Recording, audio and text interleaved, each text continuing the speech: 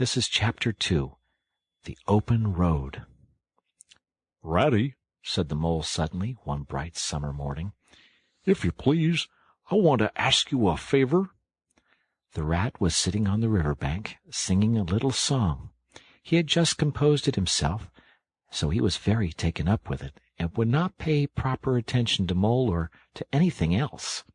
Since early morning he had been swimming in the river, in company with his friends the ducks, and when the ducks stood on their heads suddenly, as ducks will, he would dive down and tickle their necks, just under where their chins would be if ducks had chins, till they were forced to come to the surface again in a hurry, spluttering and angry, and shaking their feathers at him, for it is impossible to say quite all you feel when your head is under water. At last they implored him to go away and attend to his own affairs, and leave them to mind theirs. So the Rat went away, and sat on the river bank in the sun, and made up a song about them, which he called Duck's Ditty. All along the backwater, through the rushes tall, ducks are a-dabbling, up tails all. Ducks' tails, drakes' tails, yellow feet a-quiver, yellow bills all out of sight, busy in the river. Slushy green undergrowth where the roach swim, here we keep our larder, cool and full and dim. Every one for what he likes, we like to be, heads down, tails up, dabbling free.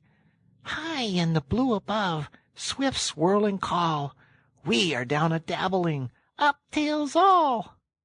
"I don't know that I think so very much of that little song, Rat," observed the Mole cautiously. He was no poet himself, and didn't care who knew it, and he had a candid nature. "Nor don't the ducks neither," replied the Rat cheerfully.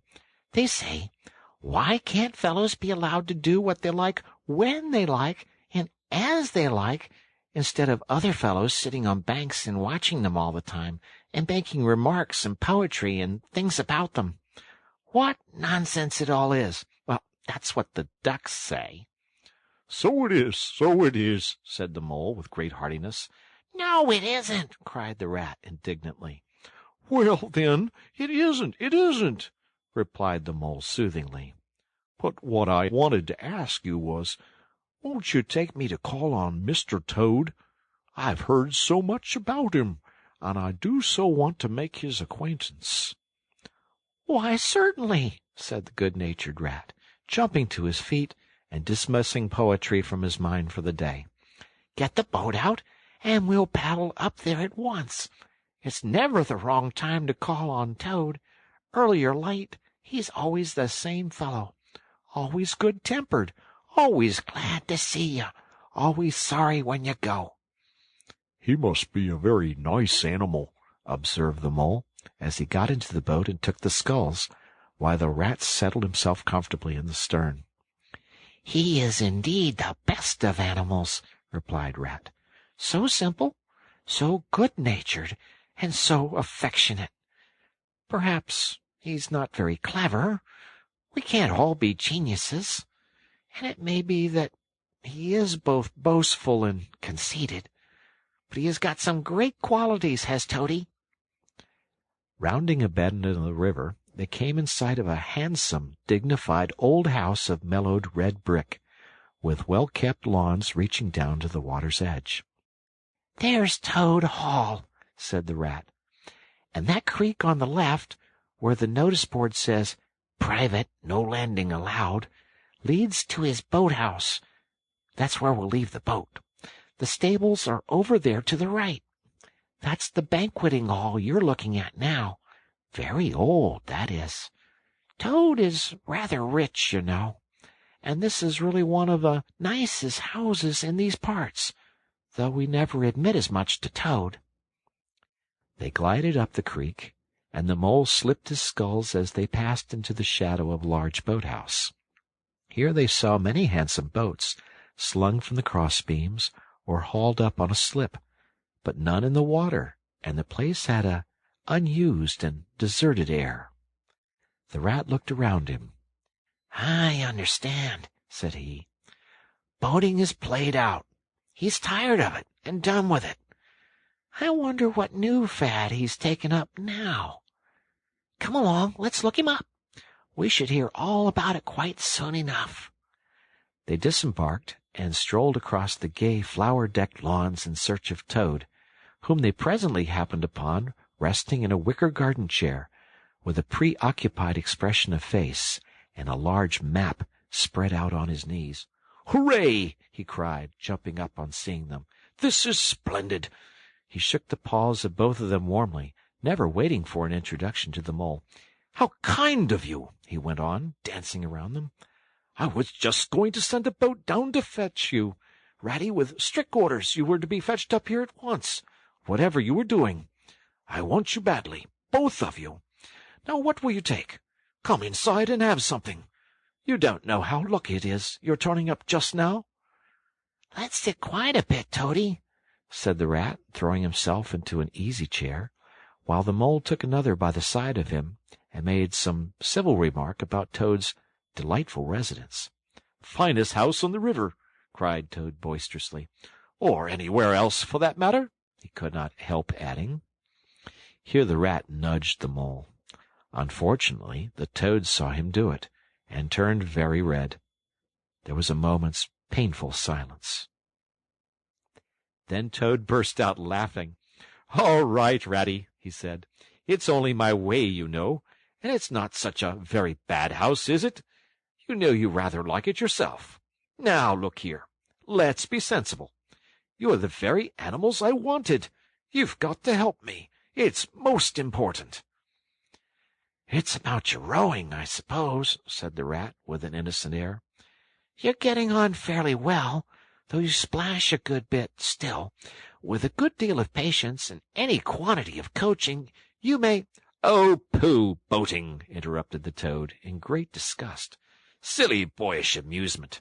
I've given that up long ago. Sheer waste of time, that's what it is. It makes me downright sorry to see you fellows, who ought to know better, spending all your energies in that aimless manner. No, I've discovered the real thing, the only genuine occupation for a lifetime.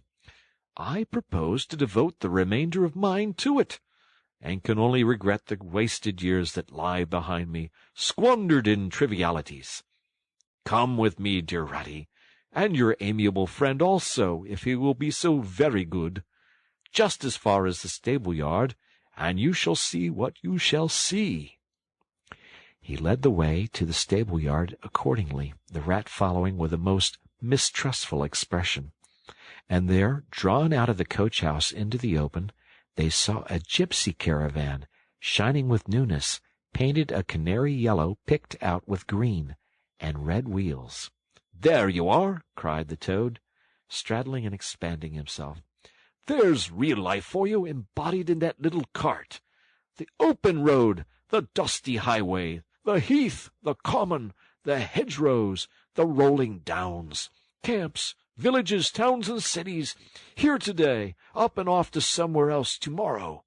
Travel, change, interest, excitement, the whole world before you, and a horizon that's always changing. And mind, this is the very finest cart of its sort that was ever built, without any exception. Come inside and look at the arrangements. Planned 'em all myself, I did." The Mole was tremendously interested and excited, and followed him eagerly up the steps and into the interior of the caravan. The Rat only snorted and thrust his hands deep into his pockets, remaining where he was. It was indeed very compact and comfortable.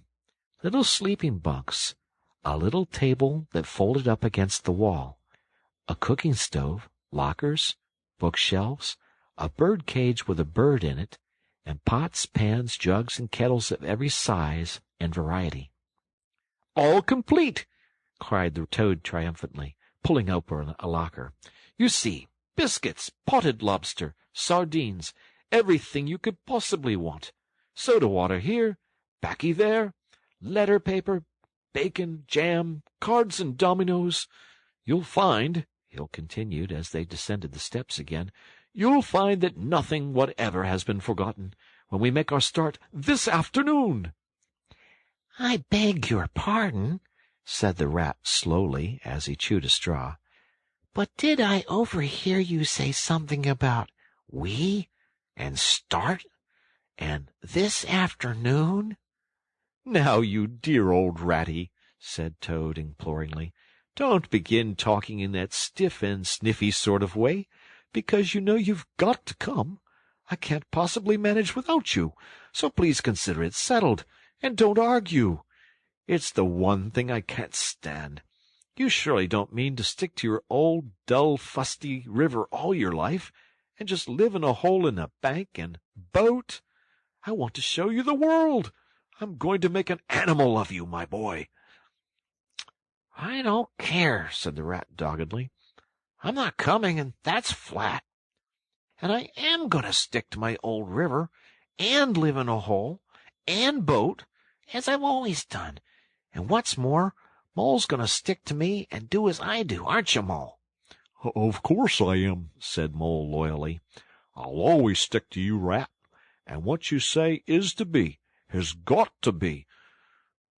All the same, it sounds as if it might have been, well, rather fun, you know, he added wistfully. Poor Mole, the life adventurous was so new a thing to him, and so thrilling, and this fresh aspect of it was so tempting, and he had fallen in love at first sight with the canary-colored cart and all its little fitments. The Rat saw what was passing in his mind and wavered. He hated disappointing people, and he was fond of the Mole, and would do almost anything to oblige him. Toad was watching both of them closely. Come along and have some lunch, he said diplomatically. We'll talk it over.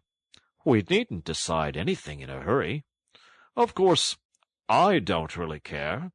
I only want to give pleasure to you fellows. Live for others, that's my motto in life.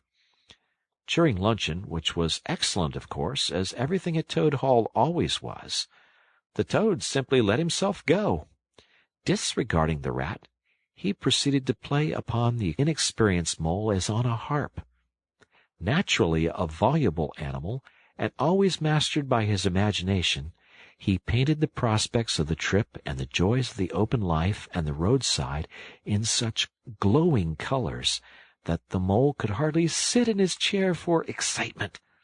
Somehow it soon seemed taken for granted by all three of them that the trip was a settled thing, and the Rat, though still unconvinced in his mind, allowed his good nature to override his personal objections. He could not bear to disappoint his two friends, who were already deep in schemes and anticipations, planning out each day's separate occupation for several weeks ahead. When they were quite ready, the now triumphant Toad led his companions to the paddock and set them to capture the old gray horse, who, without having been consulted and to his own extreme annoyance, had been told off by Toad for the dustiest job in this dusty expedition. He frankly preferred the paddock, and took a deal of catching. Meanwhile, Toad packed the lockers still tighter with necessaries, and hung nose-bags, nets of onions, bundles of hay, and baskets from the bottom of the cart. At last the horse was caught and harnessed, and they set off, all talking at once, each animal either trudging by the side of the cart or sitting on the shaft as the humor took him. It was a golden afternoon. The smell of the dust they kicked up was rich and satisfying. Out of thick orchards on either side of the road, birds called and whistled to them cheerily. Good-natured wayfarers, passing them, give them good day, or stop to say nice things about their beautiful cart. And rabbits sitting at their front doors in the hedgerows held up their forepaws and said, "Oh, my! Oh, my! Oh, my!" Late in the evening, tired and happy and miles from home, they drew up on a remote common far from habitations, turned the horse loose to graze, and ate their simple supper, sitting on the grass by the side of the cart.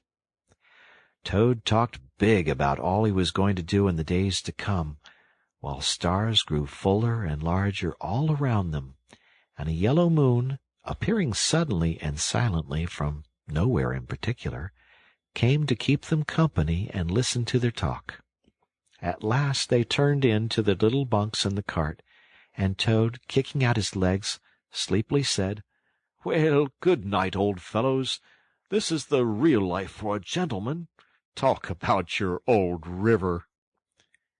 "I don't talk about my river," replied the patient Rat. "You know I don't, Toad. But I think about it," he added pathetically in a lower tone. "I think about it all the time." The Mole reached out from under his blanket, felt for the Rat's paw in the darkness, and gave it a squeeze. "I'll do whatever you like, Ratty," he whispered. "Shall we run away tomorrow morning quite early, very early, and go back to our dear old hole in the river?" No, we'll see it out," whispered back the Rat. "Thanks awfully. But I ought to stick by Toad till this trip is ended. It wouldn't be safe for him to be left to himself. It won't take very long.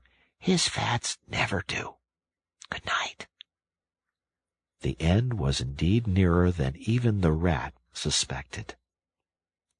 After so much open air and excitement, the Toad slept very soundly, and no amount of shaking could rouse him out of bed next morning.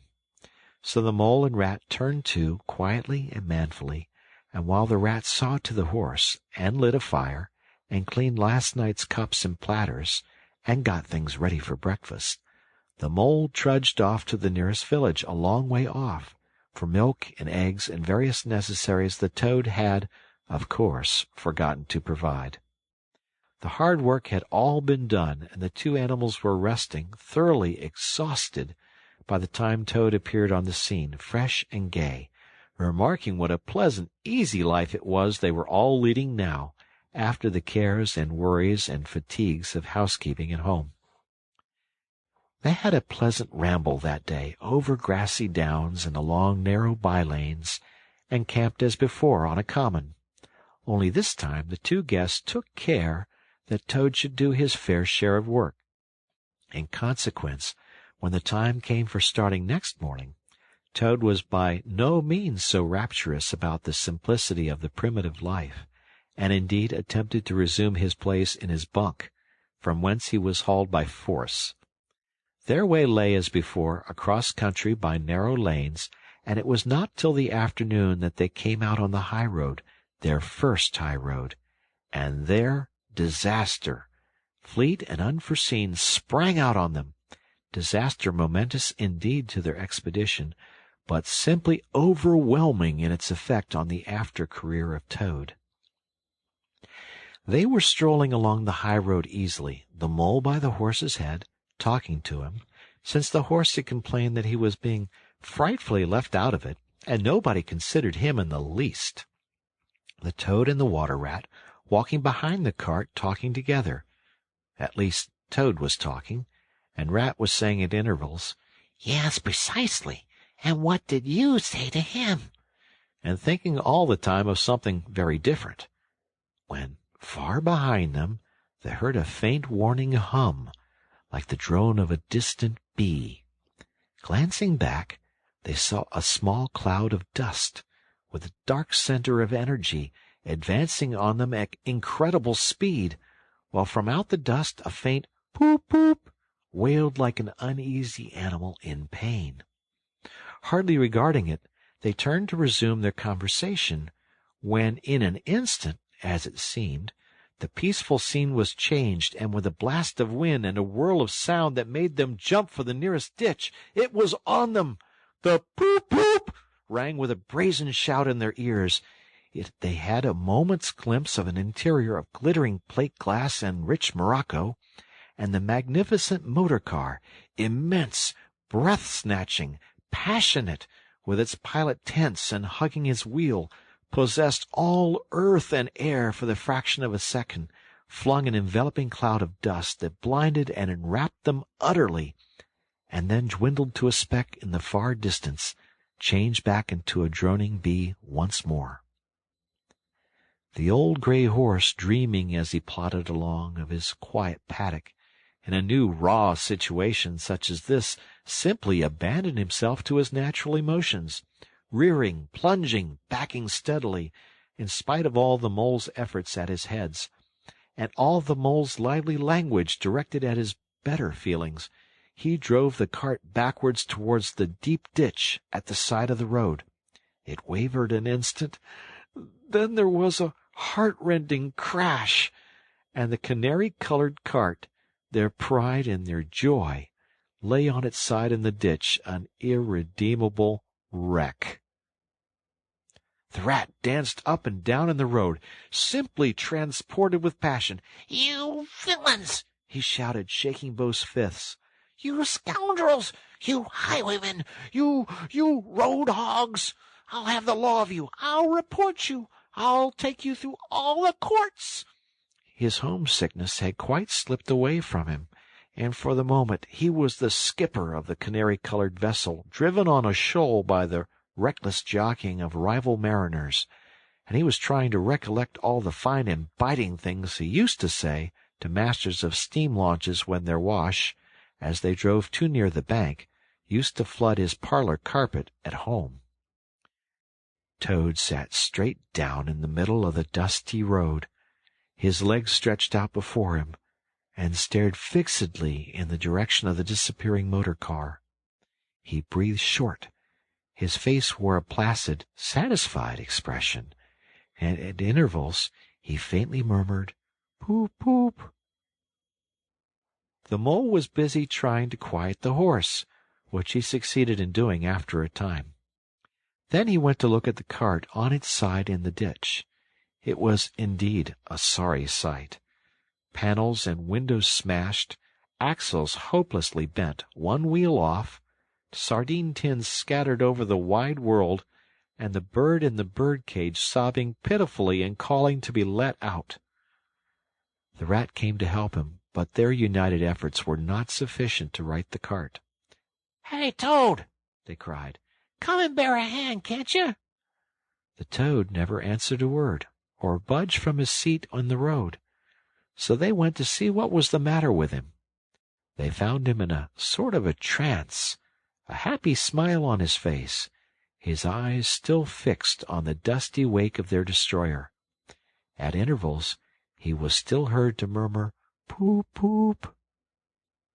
The rat shook him by the shoulder. "Are you coming to help us, Toad?" he demanded sternly.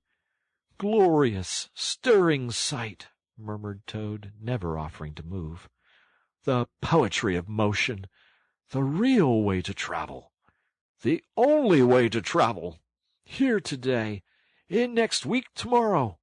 Villages skipped, towns and cities jumped, always somebody else's horizon. Oh, bliss! Oh, poop, poop! Oh, my! Oh, my!" "Oh, stop being an ass, Toad!" cried the mole despairingly. "And to think I never knew," went on the toad in a dreamy monotone. "All those wasted years that lie behind me, I never knew, never even dreamt. But now that I know, now that I fully realize, oh, what a flowery track lies spread before me henceforth! What dust clouds shall spring up behind me as I speed on my reckless way! What carts I shall fling carelessly into the ditch in the wake of my magnificent onset! Horrid little carts, common carts, canary-colored carts!" "What are we to do with him?" asked the mole of the water rat. "Nothing at all," replied the rat firmly, "because there is really nothing to be done.